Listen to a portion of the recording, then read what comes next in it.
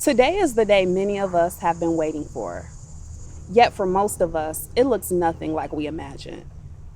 I'll be the first to admit that I had this day pre-planned in my head, had my vacation time all saved up at work, because as superficial as it may sound now, I just knew that I would be headed to tropical paradise and endless margaritas once this commencement ended. I just knew I'd be able to celebrate this joyous occasion with all of my family and friends, travel wherever I wanted, and just bask in the fact that I had achieved something that I'd be the first in my family to do. Today looks nothing like I envisioned. Nothing could prepare us for what we've experienced these past 4 months. We've gone from stressing over due dates and deadlines to mourning the loss of those taken from us by COVID-19. Children have been stripped from their schools without warning, leaving many of them to learn in homes where they have no access to the internet, a computer, or food. Parents are juggling the task of homeschooling their children while also working from home. Folks have lost their only source of income and are still awaiting unemployment. Essential workers are risking their lives each and every day to save ours. Black folks continue to be profiled and brutalized, showcased for all the world to see. And even though Black lives matter, such truth is not reflective in our reality. While all of this might be enough to lose hope, we are right where we should be. Because this moment here, and moments just like this, is where we as social workers come alive. Many of us have learned more in the last few months than we have in the last few years.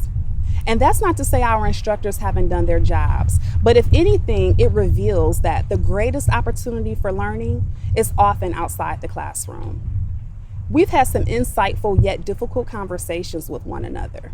Yet for many of us, the hardest conversations we've had have been the internal ones we've had with ourselves.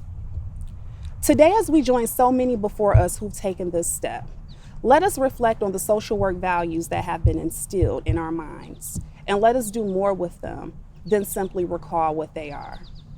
Today, I challenge you to reinforce them with your actions, promote them with your influence, and make it a point to uphold them wherever life should take you.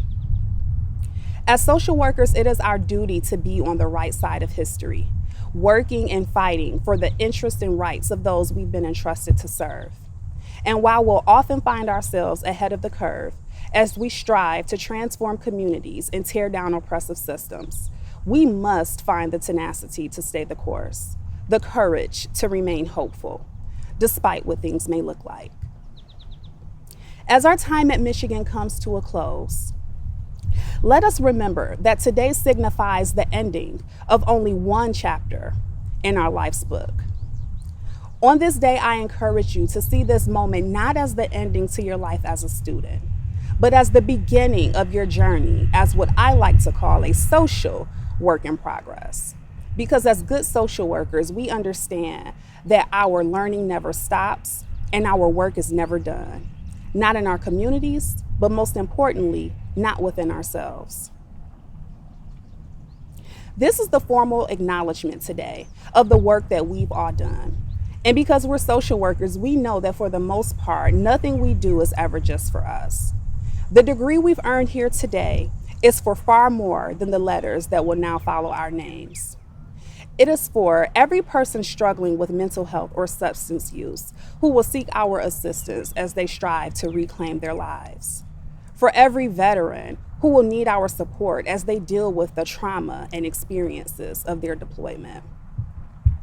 For every parent who will struggle and be overwhelmed as they navigate school systems to get their child the resources they need. For every member of the LGBTQIA+ community who has ever felt alone or been harmed for their sexual orientation, gender identity, or expression. For every Black person who becomes a hashtag, who's worth more than a hashtag, needing us to strategize, organize, and mobilize on their behalf. For every undocumented immigrant who's been terrorized by our criminal justice system and exploited by their places of work. For every person diagnosed with illness who will look to us during moments of despair.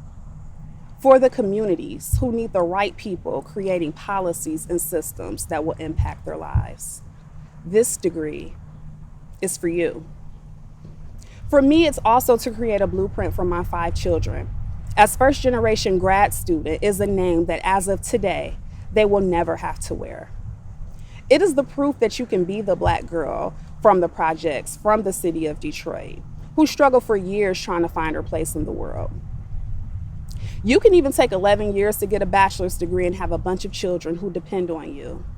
You can be a wife, work full-time, run a business, and still make it happen.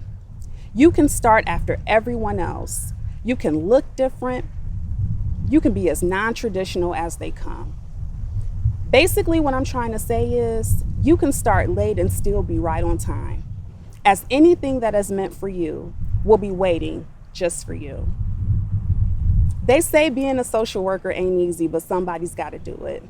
And today I am proud to say that we are those somebodies. My name is Remeta Hicks Montgomery, and I am blessed to virtually stand with you as we take this next step together. Congratulations, class of 2020.